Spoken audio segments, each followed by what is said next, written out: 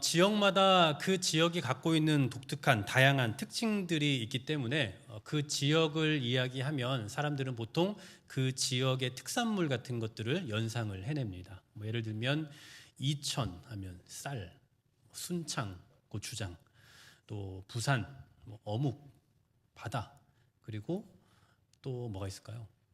네, 여러 가지 전주, 한옥마을 등등 다양하게 그 지역을 이야기하면 그 지역이 가지고 있는 어떤 특징들에 대해서 연상을 해내게 되죠.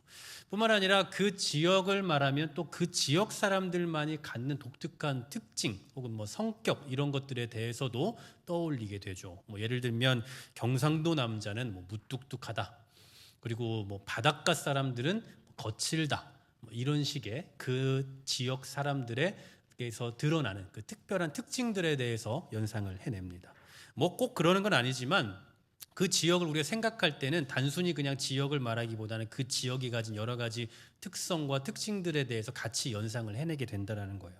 마찬가지로 고대 지중해 연안에 위치한 소아시아 국가 가운데 이 에베소라는 지역을 이야기할 때마다 그 지역이 가지고 있는 독특한 특징을 사람들이 연상을 해내는데요. 그게 뭐였냐면 부도덕함 그리고 우상숭배입니다. 그러니까 에베소라고 말하면 부도덕하다. 에베소라고 말하면 우상숭배하는 지역이다라는 것을 연상해냈다라는 거죠. 에베소라는 지역은 고대의 이 항구 도시이자 상업의 중심 도시입니다. 그래서 이 도시는 굉장히 부유한 도시고요. 또 세계 7대 불가사의 중에 하나로 꼽히는 아데미 신전이 자리 잡고 있는 곳이기도 해요. 여러분, 신전이 있다라는 것은 또 무슨 얘기냐면 그 신전이 모시고 있는 그 신상을 파는 장사들도 정말 많다라는 거죠. 신전 안에 신상이 있어. 예를 들면 우리가 절 같은 데 가면 그 앞에 뭐라고 해야 할까요? 굿즈라고 해야 되나요? 하여튼 기념품 같이 팔면서 그 절에서 해당하는 또 절에서 있는 그 여러 가지 용품들을 판매를 하지 않습니까? 그런 것처럼 세계 곳곳에서 아데미 신전에 와서 아데미 신상을 본 사람들이 그 신상을 구입할 수 있도록 하는 많은 장사들이 거기에 즐비해 있다라는 거죠. 근데 여러분, 어느 한 지역에 이런 데가 밀집되어 있다라고 한번 생각을 해 보십시오. 예를 들면 우리나라에도 그 무당집들이 이렇게 몰려 있는 지역들이 있잖아요. 그러면 그런 데 가면 그 특유의 분위기가 있어요. 그 지역만의 그 특유의 분위기.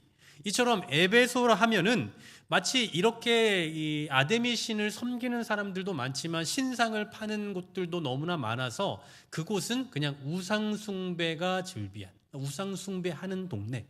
그리고 그러한 나중에 이런 이야기를 할 수 있겠지만 그러한 신전 안에서 이루어지는 그 많은 일들 때문에라도 아주 부도덕하다. 그 동네 사람들은 아주 부도덕한 사람들이다 라고 그렇게 인식할 만큼 여겨지는 도시였다라는 거죠. 여러분, 이런 곳에서 신앙생활을 한다고 한번 생각해 보십시오. 결코 쉬운 일은 아닐 겁니다. 그런데 이 지역에 교회가 생겼어요. 사도 바울이 세운 교회로 알려져 있는 이 교회의 이름은 바로 에베소 교회입니다.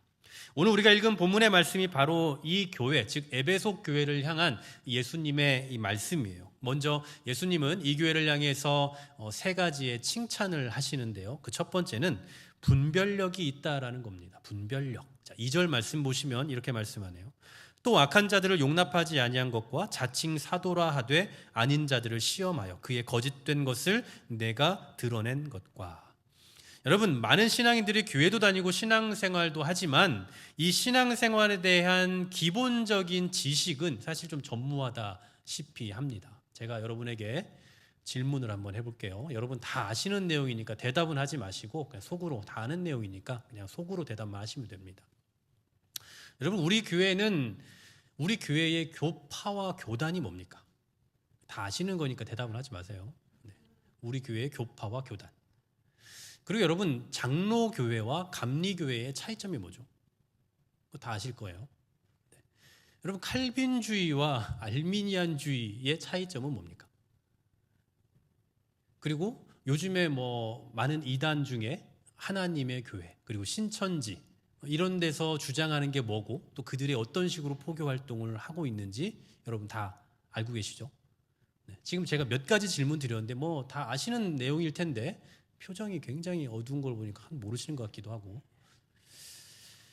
이 말씀, 제가 방금 말씀드린 것들은 사실 기본일 수도 있고 기본이 아닐 수도 있어요. 하지만 분명한 건 뭐냐면 이 정도는 알아야, 제가 많은 질문들 가운데 정말 이 정도는 조금 알면 좋겠다 하는 것들을 제가 몇 가지만 방금 말씀드린 거거든요. 근데 이 정도는 알아야 누군가가 세가족으로 들어왔을 때, 혹은 누군가가 예수 믿는 사람이다라고 말할 때 서로 이야기를 통해서 이 사람이 건강한 신앙인인지, 아니면 이 사람이 아주 좀 불분명한 신앙인인지, 아니면 좀 더 극단적으로 나를 포교하기 위해서 나를 어떻게 딴 데로 끌어가려고 하는 그런 사람인지를 구별해낼 수가 있는 거예요. 여러분, 방금 우리가 읽은 이 2절 말씀 다시 한번 보시면 자칭 사도라 하되 아닌 자들을 시험했다라고 말하죠. 스스로 사도라고 말해요. 그러니까 예수님을 직접 받고 이 복음을 전할 수 있는 자격을 지닌 사람이라고 스스로 말한다고요. 그런데 이런 자칭 사도의 거짓됨을 드러낼 수 있을 만큼 분별력과 기본기를 갖춘 교회, 그 교회가 바로 에베소 교회라는 얘기입니다. 그러니까 이 에베소 교회는요, 거짓 선생, 거짓 사도, 거짓 교리가 들어갈 틈이 없는 거예요. 예전에 지금도 막 그럴지 모르겠지만 신천지에서 사람을 보내서 그 교회 한 명 한 명 포교를 하고, 그리고 결국 급기야는 그 교회 모든 사람들 다 끌어다가 신천지화 시킨다. 그 일명 산 옮기기 이렇게 했었거든요. 요즘엔 또 그렇게까지 하는지 모르겠습니다만, 근데 아마 이런 목적을 가지고 에베소 교회에 들어갔다면 말 한마디 못 붙였을 거예요. 말 한마디 못 붙여요. 왜냐하면 거기는 이런 거 아주 일체 용납하지 않거든요. 제가 방금 아까 말씀드린 제가 한 네 가지 정도 말씀드렸지만, 여러분 거기에 대해서 명확하게 대답하기 힘드시잖아요. 다 아실 거라고 말했지만, 전 다 아실 거라고 생각은 하지만 사실 어려운 얘기예요. 근데 이런 부분들에 대해서 그들은 나름의 어떤 그 기준을 갖고 있기 때문에 그 어떤 이단도 어떤 거짓도 받아들이지 않는, 명확하게 분별해낼 수 있는 능력이 있다라는 사실입니다. 바로 이 점을 예수님께서는 칭찬하고 계시는 거예요. 두 번째로는 예수님의 이름을 위해서 참고 견딥니다. 자, 3절 말씀 보시면 이렇게 말씀합니다. 또 내가 참고 내 이름을 위하여 견디고 게으르지 아니한 것을 아노라. 자, 내 이름, 즉 예수님의 이름을 위해서 견디고 게으르지 않았다라고 말하는데, 이 말씀은 두 가지 혹은 둘 중에 하나로 해석해 볼 수가 있어요. 하나는 내 이름을 위하여, 또 하나는 내 이름 때문에예요. 여러분, 이 두 가지는 사실 비슷하지만 좀 엄연히 다릅니다. 보통 우리가 너 때문에 한다와 너를 위해 한다는 좀 다르잖아요. 제가 누군가에게 이야기할 때 내가 한길교회 성도님들 때문에 힘들다, 내가 한길교회 성도들을 위해서 고생한다, 이거는 좀 엄연히 다른 표현이에요. 하나는 고생의 이유죠. 누구 때문에 한다는 건 고생의 이유고, 또 반대쪽 두 번째는 인내하는 목적이에요. 내가 왜 인내해야 하는가에 대한 목적이라고요. 즉 에베소 교회는 예수님의 이름 때문에 고생하는 교회이고, 또 에베소 교회는 예수님의 이름을 위해서 고난을 당하고 있는 그런 교회다라는 거예요. 그런데 단순히 여기서 그치지 않습니다. 게으르지 아니했다라고 말해요. 게으르지 않았다. 근데 여러분 잘 보세요. 이 게으르지 않았다라는 이 표현은 방금 앞서 얘기했던 견딘다라는 표현과는 같이 읽기에는 좀 어색해요. 그러니까 잘 견디는 건 알겠는데 견딘다 다음에 갑자기 게으르지 않는다? 이 얘기가 나오는 건 사실 좀 약간 언밸런스한, 조금 이해가 안 되는 그런 부분이 있다라는 거죠. 그래서 실제로 좀 원어에 가깝게 해석되어진 그 성경들을 찾아보니까 표준 세번역, 그리고 공동 번역에 보니까 게으르지 아니한 것이라고 번역하지 않고 낙심한 적이 없다라고 번역을 해요. 앞에 제가 띄워놨는데 보시면 우리 성경과 새 번역의 차이점입니다. 우리 성경에서는 또 내가 참고 내 이름을 위하여 견디고 게으르지 아니한 것을 아노라라고 말하는데, 새 번역 성경 보니까 너는 참고 내 이름을 위하여 고난을 견디어 냈으며, 여기까지는 같아요. 그런데 게으르지 아니했다라고 말하는 대신에 낙심한 적이 없다라고 말해요. 이게 무슨 말이냐면, 에베소 교회는 예수님의 이름을 위해서 지속적인 고난을 받았을 거 아닙니까? 근데 그 고난으로 인해서 나타나는 결과들이 있을 거예요. 그 결과물들, 굶어 죽는다거나 아주 정말 심각한 그런 결과들이 나타났을 텐데, 그 결과들에 대해서 낙심하지 않았다라는 말이에요. 여러분, 정말 대단한 교회 아닙니까? 예수님의 이름을 위해서 고난을 견뎌내고, 그로 인해서 생겨나는 그 다양한 결과들이 있는데 그 결과들에 대해서 낙심하지 않는 교회, 이 교회가 바로 에베소 교회예요. 그리고 이 교회를 예수님이 칭찬하고 계시는 겁니다. 세 번째로는요, 6절 말씀 보십시오. 자, 6절을 같이 한번 읽어볼까요? 시작. 오직 내게 이것이 있으니 내가 니골라당의 행위를 미워하는도다. 나도 이것을 미워하노라. 아멘. 여기서 니골라당이 뭘 가리키냐, 뭐 의견이 분분한데 그건 그리 중요한 것 같지 않아요.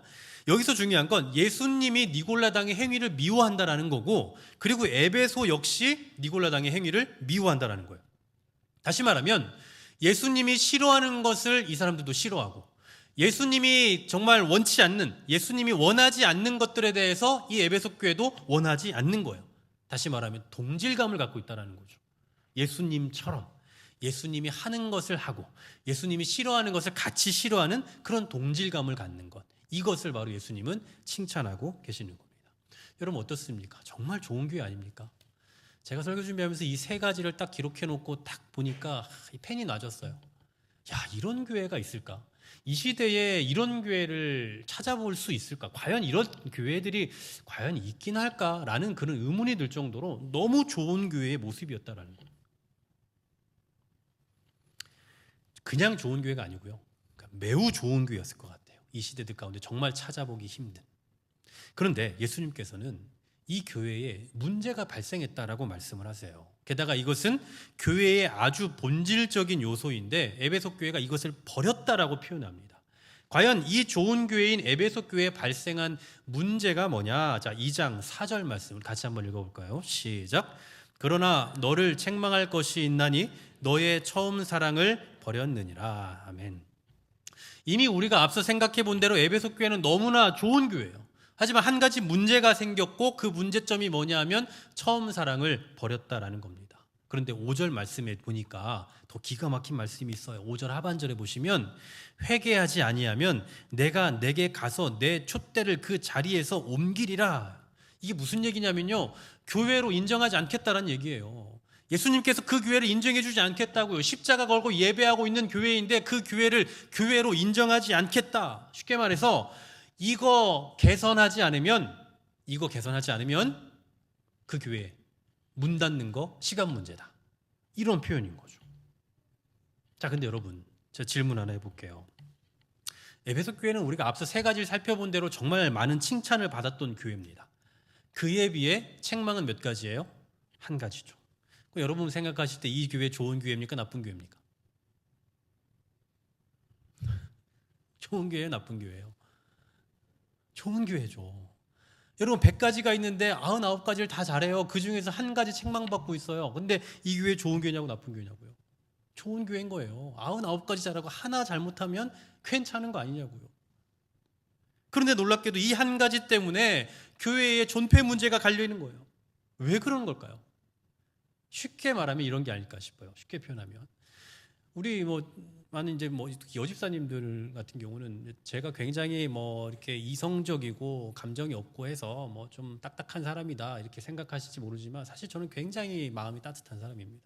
굉장히 착하기도 하지만 또 착실하게, 또 사랑이 제 안에 또 많아요. 보이지 않지만 그런 사람이에요. 제 아내는 자기가 더 참고 산다고 생각하지만 사실은 제가 훨씬 많이 참고 삽니다. 더 참고 살고, 더 이해하고 살고, 또 더 희생하면서 살려고 노력하고. 저는 세상의 모든 남편들이 나만큼만 하면 진짜 가정에 평화가 있지 않을까, 이런 정도까지 생각을 해요. 자, 방금 말씀드린 이건 사실 어느 정도는 사실이지만 가설입니다. 가설이에요. 그러니까 사실 어느 정도는 사실이지만, 그러니까 이렇다고 치자고요. 제가 그런 사람이라고 치자고요. 정말 좋은 남편이고 좋은 아빠예요. 근데 딱 하나만 제가 좀 못해요. 딱 하나. 그게 뭐냐면 다른 여자를 사랑해요. 이거 가설입니다. 가설이에요. 그러니까 그럴 거라고 생각해 보자고요. 또 앞뒤 다 자르고 다른 여자 사랑해요. 이것만 또 자르면 큰일 나는데, 다 좋은데 다 잘하는데 다른 여자를 사랑해요. 여러분 좋은 남편입니까? 나쁜 남편입니까? 네, 끝난 거예요. 끝입니다. 다 잘하지만 이 하나 때문에 나쁜 남편이 되는 거예요. 바로 예수님께서 에베소 교회를 향해서 지적하고 계시는 처음 사랑은 바로 이런 거죠. 다 잘하는지 몰라도 가장 본질적인 한 가지 문제에 있어서 실패하고 있다라는 사실입니다. 그러니 너무나 큰 문제다라는 거죠. 그렇다면 도대체 그놈의 처음 사랑이 뭐길래 신앙생활 오래 하신 분들은 지긋지긋하게 들어보셨겠지만 이 처음 사랑이 뭐길래 이렇게 큰 문제로 여기시는 걸까요? 일단 1차적으로는 문자 그대로죠. 처음에 느꼈던 사랑, 처음에 사랑했던 그 뜨거움, 그런 설렘, 그런 감정을 말하는 걸 거예요. 근데 중요한 건 뭐냐면 이제 그렇다 치고 이 대상이 누구냐는 거예요. 이 처음 사랑의 그 대상, 다시 말해서 에베소 교회가 잃어버린 처음 사랑의 대상이 누구냐고요. 보통 이 부분을 예수님으로 봅니다. 즉 예수님에 대한 처음 사랑이 식었다. 맨 처음에 예수님을 사랑했던, 예수님을 영접했던 그때의 사랑이 식었다라는 의미로 해석을 한다고요. 근데 여러분 잘 생각해 보세요. 좀 전에 우리가 에베소 교회를 향한 칭찬을 받지 않습니까? 인내했어요. 그리고 참았습니다. 그리고 그로 인해서 정말 부정적인 결과들이 계속 나타났을 텐데도 그 결과 때문에 낙심하지 않았어요. 뿐만 아니라 예수님이 미워하시는 것을 같이 미워해요. 예수님이 사랑하는 걸 같이 사랑하고 동질감을 갖고 살아갑니다. 그럼 생각해 보십시오. 예수님을 사랑하지 않고 이렇게 살 수 있을까요? 없을까요? 생각을 해보세요. 그동안 우리가 늘 처음 사랑은 당연히 예수님에 대한 사랑이라고 생각했을 텐데 예수님을 사랑하지 않고 이렇게 살 수 있냐고요? 살 수 없어요. 사랑하지 않는데 인내할 수 있습니까? 사랑하지 않는데 참아줄 수 있습니까? 우리가 우리 자녀들을 보며 참아내고 사랑할 수 있는, 참아내고 인내할 수 있는 이유는 사랑하기 때문이에요. 사랑하기 때문에 같이 가고 같이 걸어가고 동질감을 가질 수 있다라는 거예요. 그러므로 오늘 예수님께서 지적하고 계시는 에베소 교회의 처음 사랑은 예수님에 대한 처음 사랑이라기보다는 그 외에 형제에 대한 처음 사랑일 확률이 상당히 높은 겁니다. 하지만 단순히 우리가 그냥 확률상 아니면 어떤 가능성 그것만 갖고 얘기할 수는 없으니 증명을 좀 해봐야겠죠. 자, 이미 서두에 말씀드린 대로 에베소 교회는 사도 바울이 세운 교회입니다.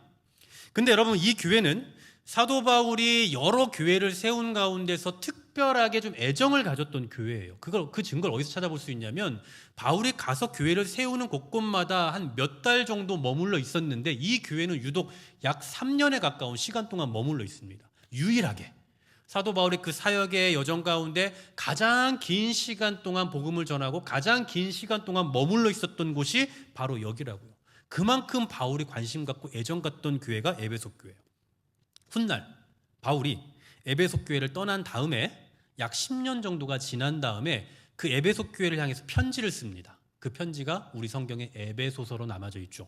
근데 그 에베소서 1장 15절에 이런 말씀을 하고 있어요. 주 예수 안에서 너희 믿음과 모든 성도를 향한 사랑을 나도 듣고. 주 예수 안에서 너희 믿음과 모든 성도를 향한 사랑을 들었다고요. 에베소 교회를 세운 지 지금 10년이 지난 시점인데 이때 바울에게 들려지는 소식이 뭐냐면 에베소 교회 안에 사랑이 넘친다라는 거예요. 예수 그리스도로 인해서 형제 간에 성도들 간에 서로 사랑하고 있다라는 사실이에요. 그 사랑을 발견하고 감사하고 있는 거죠. 그런데 그로부터 약 30년 후 AD 92년경쯤 사도 요한이 요한계시록을 쓰는데 이 요한계시록을 쓰면서 예수님께서 이 에베소 교회를 향해서 어떤 평가를 하고 계십니까?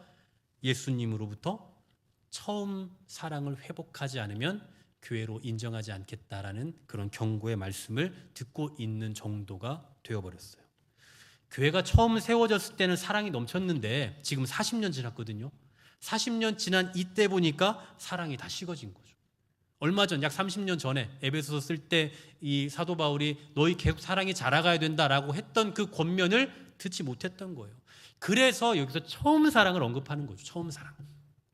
사도 바울이 30년 전에 너희를 보면서 너희의 사랑이 많다는 걸 듣고 기뻐했던, 감사했던 그때 그 사랑 말이에요.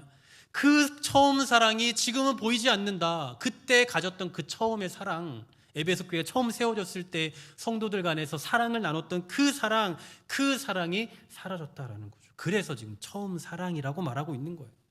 그리고 이 사랑을 회복하지 않으면 어떻게 된다고요? 촛대로 옮겨버린다고요. 교회로 인정하지 않겠다라고 말씀하실 정도로 매우 시급하고 매우 중대한 문제로 다루고 계시다라는 사실이에요. 그렇다면 이러한 요구는 에베소 교회에만 해당되는 요구가 아니라 이 시대를 살아가고 있는 이 교회에도 동일하게 요구되는 그런 사항일 겁니다. 즉 교회가 사랑이라는 요소를 잃어버리면 예수님이 교회로 인정하지 않을 정도로 교회는 이 사랑을 반드시 소유해야 되는 너무나도 중요한 덕목이다라는 사실이죠.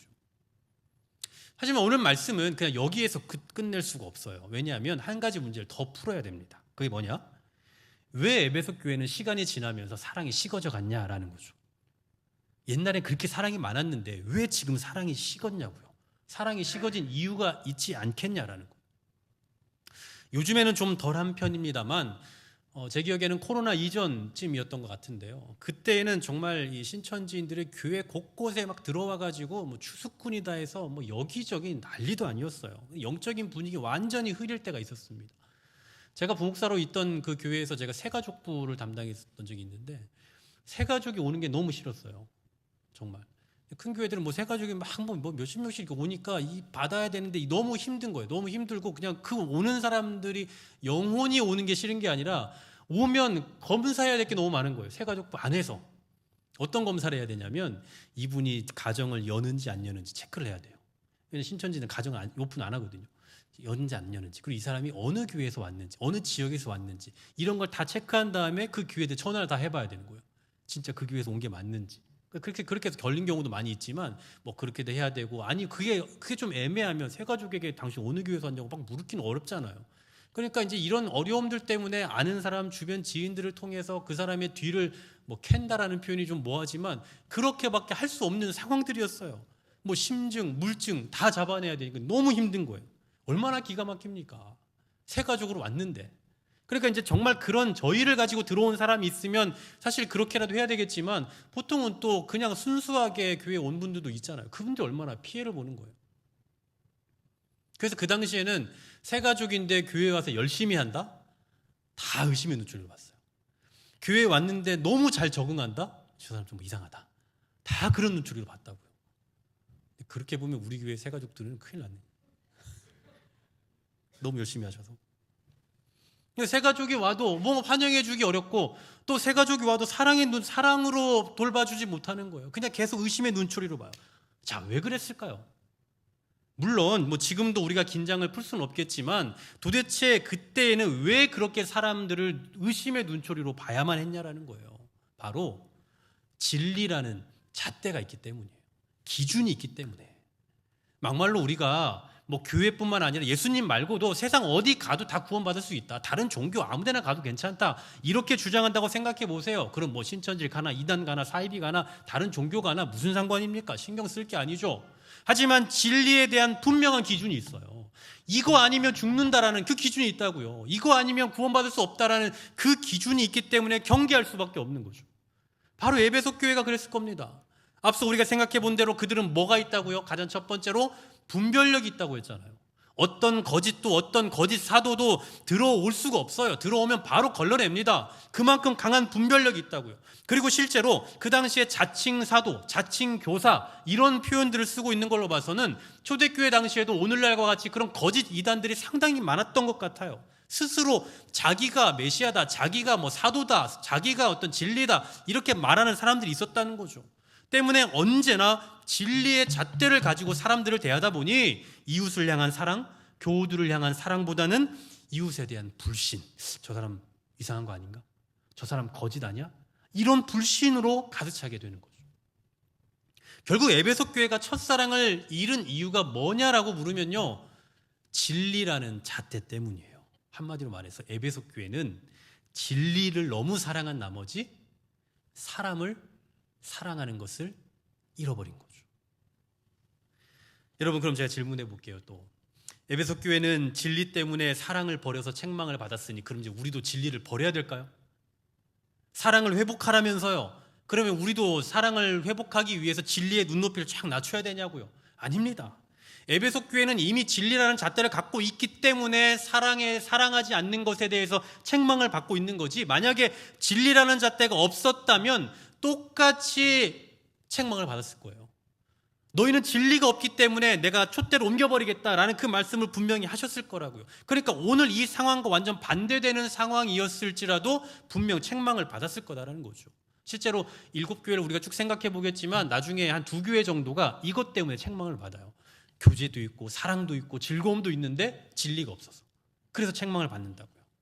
그러므로 우리는 오늘 에베소 교회에 대한 예수님의 책망의 말씀을 통해서 우리도 사랑해야 한다, 우리도 처음 예수님 믿었을 때 그 감격 회복해야 된다, 이 정도의 결론만 맺는 게 아니라 우리 교회가 갖춰야 될 필수적인 덕목이 바로 진리와 사랑의 공존이다라는 것을 배워야 되는 겁니다.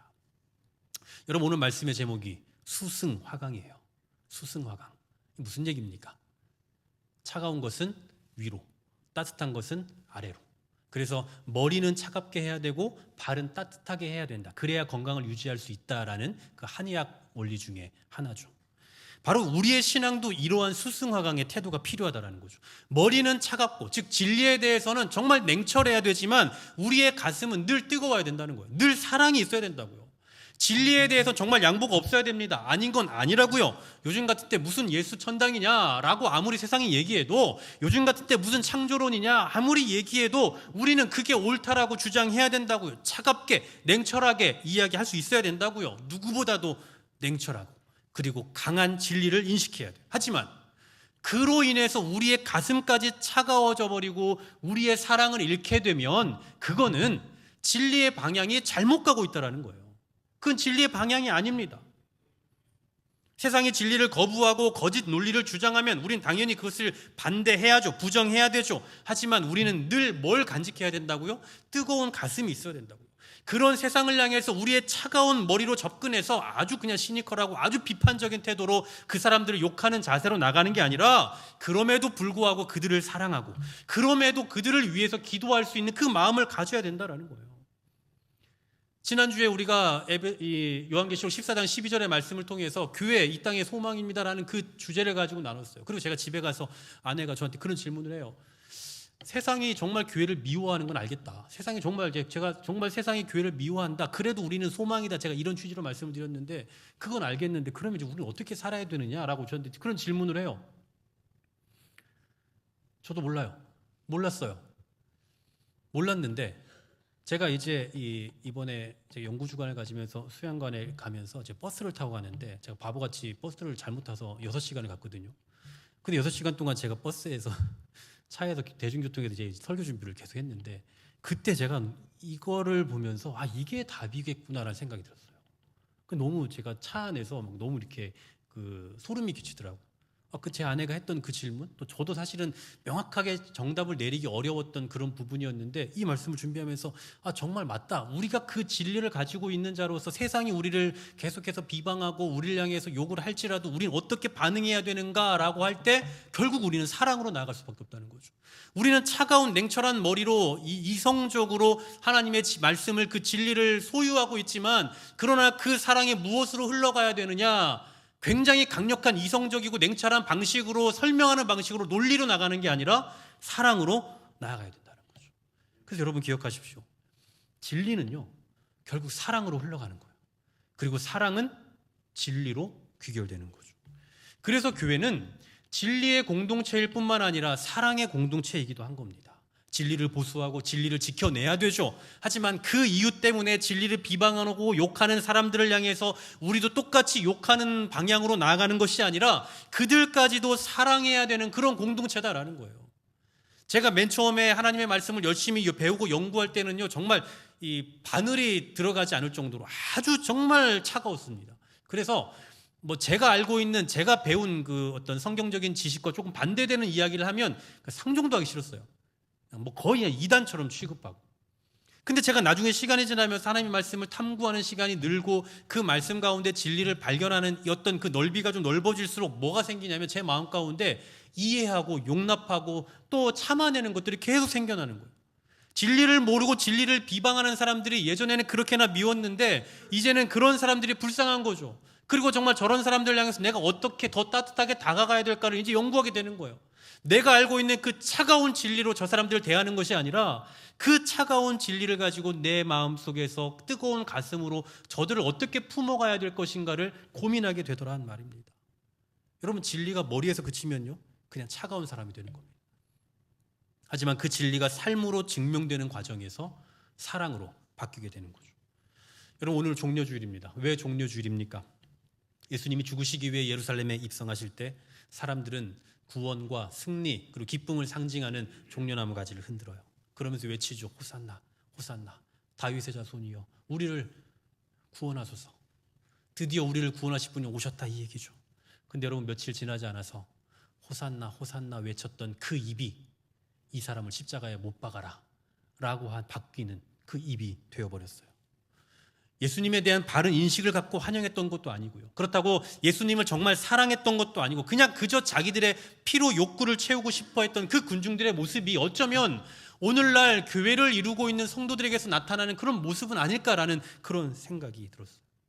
정말 머리는 텅 비어있고 가슴마저 차가운 그 민중들이 결국에는 예수님을 십자가에 못 박았던 것처럼 오늘날 우리가 교회로 존재하고 있지만 진리에 대한 냉철함도 없고 예수님과 이웃에 대한 사랑과 배려도 잃어가면서 그저 그냥 굉장히 어떤 이기적인 집단으로 그렇게 바뀌어가고 있지 않냐라는 겁니다.